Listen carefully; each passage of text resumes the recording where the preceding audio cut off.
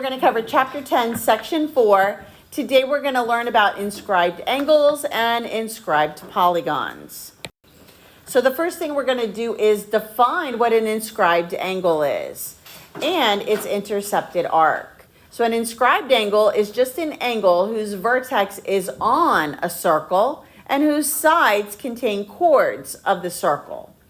An arc that is between the two lines or rays or segments is called the intercepted arc.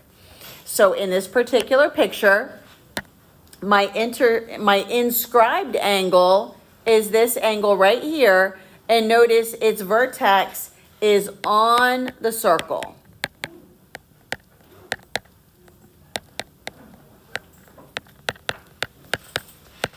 And then the sides of it, notice these sides are chords. However, they keep on going outside of the circle, but where it ends here, this creates its intercepted arc. Now, prior to this, we saw the definition of a central angle. So let me go ahead and draw that. So remember, when you have a central angle, this is created by two radii, and its vertex, when it's a central angle, is at the center. So a central angle, its vertex is at the center. And this is what we've been working with so far. So now we've got the new vocabulary, or the new type of angle, which is the inscribed angle. So the next theorem is telling us about the measurement of an inscribed angle. It's called the measure of an inscribed angle theorem. And this one states that the measure of an inscribed angle is going to be 1/2 the measure of its intercepted arc. So for example, let's say I told you that the intercepted arc measure is going to be 60. So then its angle measure of the inscribed angle is going to be 1/2 of that. Or if I would have started out by giving you the inscribed angle measure, then you would have doubled it to get the intercepted arc. So the angle measure will be 1/2 of the intercepted arc, or if I start out by giving you the measure of the inscribed angle, you double it to get the measurement of the intercepted arc. Remember, when you have a central angle, so let's say I have this same central angle here, and let's say I told you this central angle had a measurement of 30. When the vertex is at the center, the arc measure is the same as the central angle. So central angles equal the arc measure, its intercepted arc. So the central angle is always going to be the same as the intercepted arc, but the inscribed angle will be 1/2 of the arc measure. So notice the difference. Okay, so the next one is called the inscribed angles of a circle theorem. And this one states that if two inscribed angles of a circle intercept the same arc, then the angles are congruent. So let me go ahead and trace over this. So let's say angle 1, these are going to be the chords that are forming it. And this would be its intercepted arc AB here. Then if I trace over the chords that are forming angle 2, notice it also has the same intercepted arc. So when they have the same arc, so this arc here is AB, this is going to tell me that angle 1 is going to be congruent to angle 2. So for example, let's say I told you angle 1 was 20 degrees. Then remember, its intercepted arc is going to be double that. So it would be 40. And then if I go and work backwards now to get angle 2, since its intercepted arc is 40, to get angle 2, you divide it by 2, and it's 20. And notice angle 1 and angle 2 have the same measure. So when they share the same intercepted arc, those angles will be congruent. So this is the inscribed polygon and circumscribed circle definitions. So an inscribed polygon is just a polygon with all of its vertices on a circle. So sort of think of this word inscribed as being inside. So it's just a polygon inside a circle. And then circumscribed circle is just the circle that contains the vertices of an inscribed polygon. So I could describe these pictures here. I could say the circle is circumscribed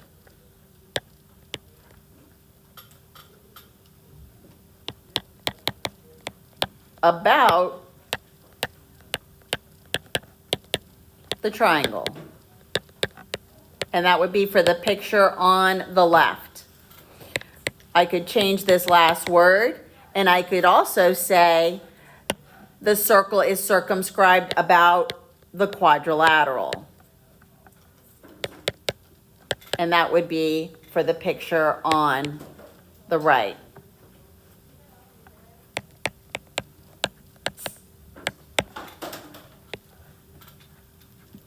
Next slide is called the inscribed right triangle theorem.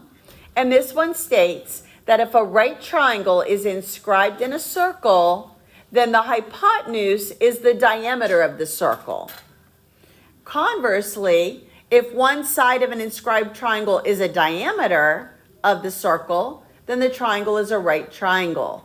And the angle opposite the diameter is the right angle. So in this particular picture, notice this segment here, AC, it's going through the center. So this is the diameter.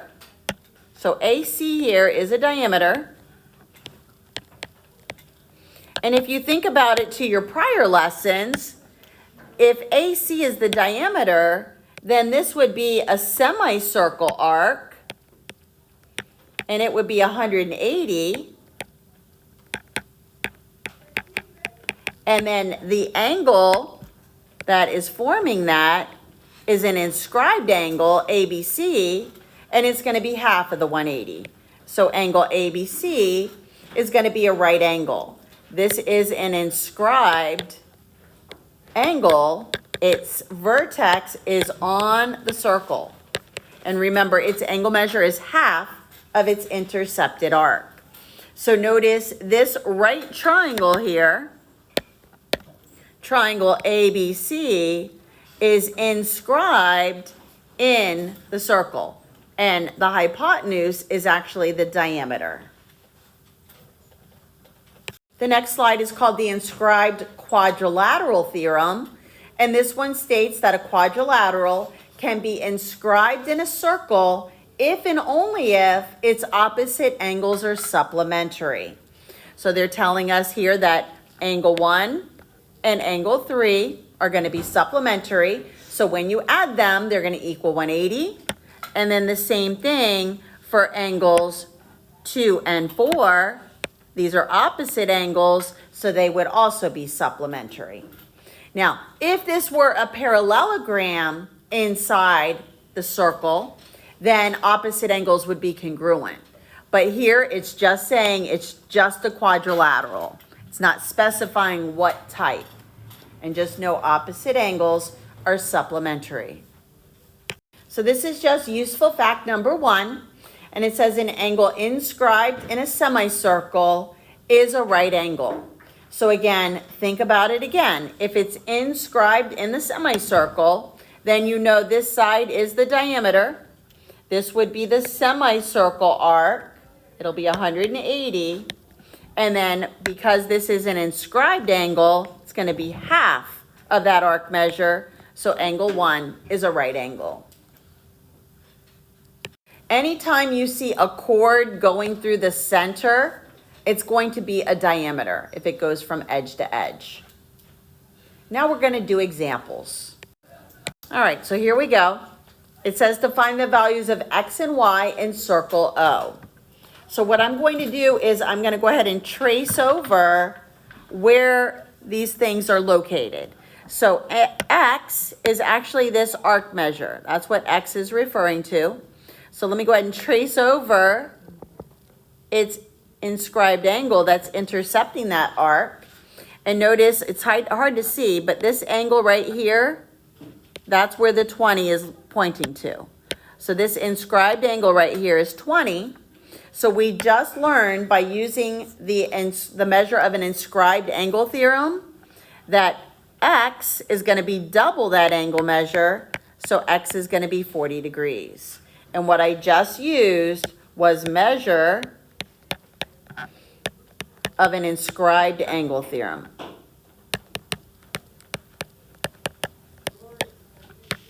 To find that arc measure.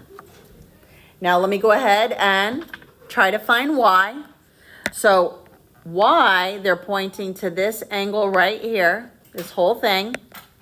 And if you notice here, what we can do to find angle y is I'm going to go ahead and add up the measures of its intercepted arc.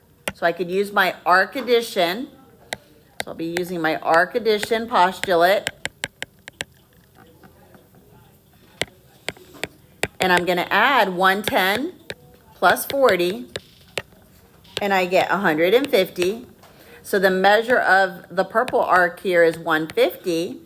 So remember, to find its inscribed angle measure, I take 150, divide it by 2, and y is equal to 75 degrees. It's going to be half of its intercepted arc measure.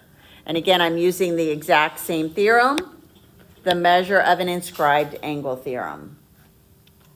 All right, part B. So let me go ahead and trace over these chords that are forming these angles. So the angle 20 here is right here. That's your 20-degree angle. So I can see that its intercepted arc here is going to be double that, and it's going to be 40. Now, if you notice, angle X here has exactly the same intercepted arc. So it's going to be congruent to that 20.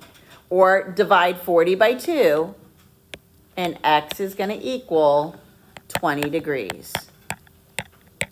And what I used, again, was the same theorem, measure of an inscribed angle theorem. Now, to find y is located over here. And notice this angle is inscribed in a semicircle, or it's in an inscribed right triangle. So y is going to be 90 degrees. It's inscribed, the hypotenuse is the diameter, or you could also think about its intercepted arc is the semicircle arc. Its endpoints are the endpoints of the diameter. So semicircle is 180, and then just take 180, divide it by 2, and that's another way that you could get the measure of angle y. So I use my inscribed right triangle theorem. Or you could have also used the measure of an inscribed angle. Once you found that semicircle arc, just divide it by 2. All right, so part C here. Now, this one we can do a bunch of different ways. So the first thing I'm going to do is find the measure of arc X. So if I go ahead and trace over the angle that is intercepting this arc, it's going to be that 60-degree angle. It's an inscribed angle, so that tells me its intercepted arc is going to be 2 times that, so 60 times 2, and arc X is going to be 120 degrees. And again, I'm still using the measure of an inscribed angle theorem, which tells me that if I have an angle measure, I double it to get the arc measure. Now, in order to find y, I can do 2 things here. I could either use the fact that the whole circle has 360 degrees. And if you notice, I already have 2 of the arc measures. So really, I could just add the 140 plus the 120, and that gives me 260. And then I could just subtract that from 360, and arc Y is going to be 100 degrees. That's one way you could have done it. The other way is I could have also recognized that this inscribed angle, its intercepted arc was the 140. So that would have made this angle 70, 140 divided by 2. And then I could have used my triangle sum. And if I use the triangle sum, I would have added 60 plus 70 and then subtract that from 180. And that would have given me this angle, which would have been, take that number and double it to get the 100. So there was multiple ways that you could have done this. So for example D, I'm going to go ahead and trace over angle X here. So angle X has this intercepted arc of 80. So I know that X is going to be half of the 80. So if I do 80 divided by 2, X here is going to equal 40 degrees. Now, notice I got some congruent chords here. So whenever you have congruent chords, you also have congruent corresponding arcs. So this arc is going to be congruent to this arc because they have corresponding congruent chords. And if you notice that this is a diameter here, then this would be a semicircle arc, and this would be 180.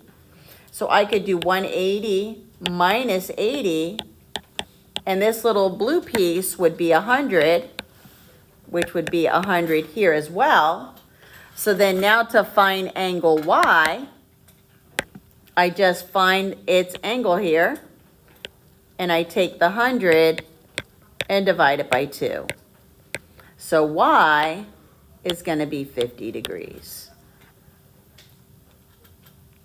You could have also used the fact that this is an inscribed right triangle here. And if this angle's 90 here, and this one was already 40, I could see that these are 50s. Either way. So there's always multiple ways to do these. Just bring back all of your prior knowledge. So what I used here was the congruent chords theorem. So this would be the congruent corresponding chords theorem. And then I also used, if I used the right triangle theorem, I could have also done that. So you could have also used the inscribed right triangle theorem. And then I also used the measure of an inscribed angle theorem. And that's what I did for the very first angle measure. So you can use multiple different theorems to find these measures. So the last example is a proof, and we're given that circle O and circle P are congruent circles. We can go ahead and add a congruency mark here, and these are also congruent arcs. So this arc of AB and AC are congruent arcs, and they're also congruent circles. They want me to prove that these two inscribed triangles are congruent triangles. So we're going to reach back to our shortcuts for proving triangles congruent. Either our side, side, side, side, angle, side, angle, angle, side, angle, side, angle, or hypotenuse, leg. So remember when we go to do these, we were looking for 3 different things. So let me go ahead and let's try to find what we can here. So let me go ahead and state the given. So statement column and reasons. So number one, let's state all this given. So circle O, and you could just draw the little circle if you want. Circle O congruent to circle P, and arc AC congruent to arc AB, given. Now, because I have congruent arcs, these corresponding chords are also congruent. And that's going to be my next statement. That I can state that segment or chord AB is going to be congruent to chord AC. And this is going to be the congruent corresponding chords theorem.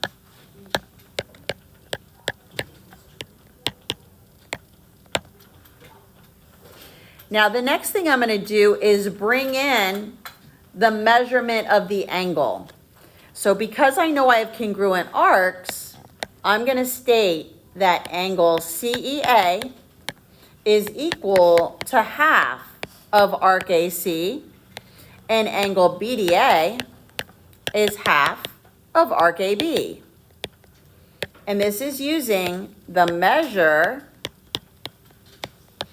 of an inscribed angle theorem.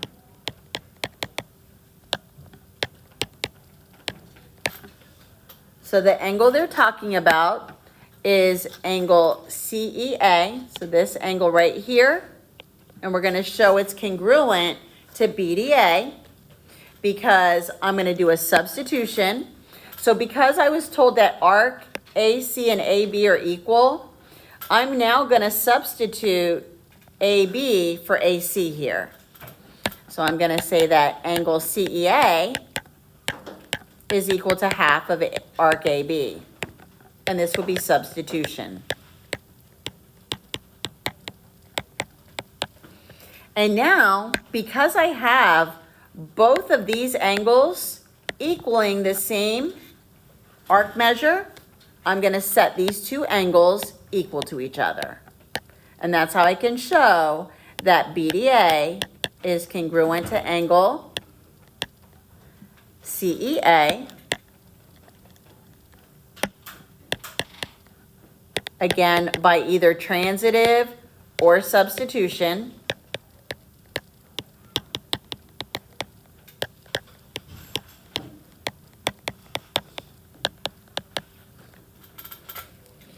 And now I've got two pieces of my triangle marked as congruent. I need to get a third one. So the next thing I can do is, because these triangles are inscribed in a semicircle, I know that angle B and C are right angles. So what I'm going to do is state that angle B equals 90 and angle C equals 90. And what I'm using here is the inscribed right triangle theorem.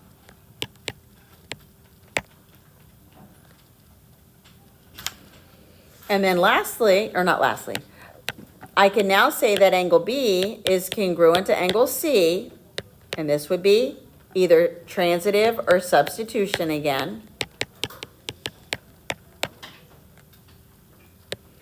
And now I have my three pieces of information, and I can state that triangle ABD is congruent to triangle ACE by using angle, angle, side.